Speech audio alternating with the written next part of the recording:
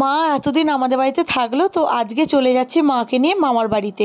মায়ের অপারেশন হয়ে গেছে, আজকে 15 দিন হয়ে গেল। লাস্ট চেক আপ করিয়ে আজকে মাকে নিয়ে যাচ্ছি মামার বাড়িতে, কারণ মামার বাড়িতে এখন 1-1.5 মাস থাকবে, তারপর বাড়ি যাবে। আমাদের বাড়িতে না প্রচণ্ড সিঁড়ি, যেহেতু আগেকার দিনের বাড়ি, সমান রাস্তা নেই। আর ডাক্তারবাবু বলে দিয়েছে পুরো একদম 3 মাস বেড রেস্ট বলতে পারো, কারণ যেহেতু মায়ের ওপেন হার্ট সার্জারি, আগে ইউটারাসটা সিস্ট হয়েছিল, সেটা অপারেশন হয়েছে, আমরা দুজনে সিজার হয়েছি, তারপর আবার ওভারি ইউটারাস এগুলো সব বাদ গেল, সেই জন্য সাথে অনেকগুলো সিস্ট হয়েছে। তাই জন্য মায়ের শরীর এখন খুবই দুর্বল। মানে মাকে বলতে পারো শুধুমাত্র মানে একদম শুয়ে বসিয়ে রাখলেই ভালো হয়, ডাক্তারবাবু সেই কথাই বলে দিয়েছে। তো তাই জন্য দিদার বাড়িতে থাকলে একটু রেস্ট হবে। যতই বলো শ্বশুর বাড়িতে রান্নার লোক আছে, শ্বশুর বাড়ি গেলে কিন্তু মেয়েদের একটু না একটু কাজ করতেই হয়, তাই না? তো যাই হোক, সেই জন্যে মা এখন দিদার বাড়িতে থাকবে। আমরা এখন গাড়ি করে যাচ্ছি। তো দেখো তাড়াতাড়ি চলে এসেছি শ্রীরামপুর থেকে চুঁচড়ো, তো একদম একটুখানি, তাই বেশিক্ষণ টাইম লাগেনি।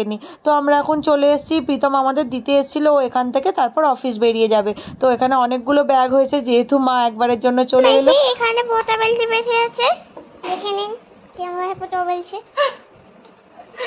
আর দিদুন এখানে চুপ করে বসে আছে, চুপটি করে। আর ছোট ছোট দিদুন রান্না করছে। এই দেখো, এই কাকুটা খাচ্ছে আর পাপা খাচ্ছে। এই দেখো কি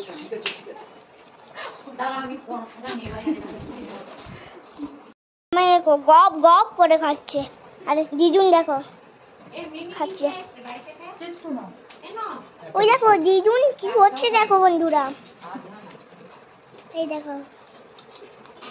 তো দুপুরবেলা দিদা রান্না করেছিল ঝিঙে আলু পোস্ত, সাথে হচ্ছে কুমড়ো ভাজা, আর তারপরে হয়েছিল ডাল, আর হয়েছিল মায়ের সব রকম সবজি দিয়ে একটা পাতলা মাছের ঝোল, আর চিংড়ি মাছ হয়েছিল, সেটা আমরা খেয়েছিলাম। তো আমার আর মিমির এখন খাওয়া হয়ে গেছে, এবার আমরা একটু ঘুমিয়ে নেবো, বিকালে গৌরী আসবে।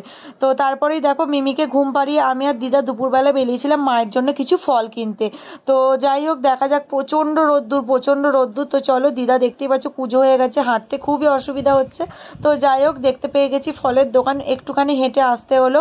তো এখানে আম, লিচু, কলা, শশা সব রকমই আছে, খেজুর। তো এই খেজুরগুলো দিদা 2 প্যাকেট নেবে বলেছে, একটা মায়ের জন্য আর একটা গৌরী বাড়ি নিয়ে যাবে।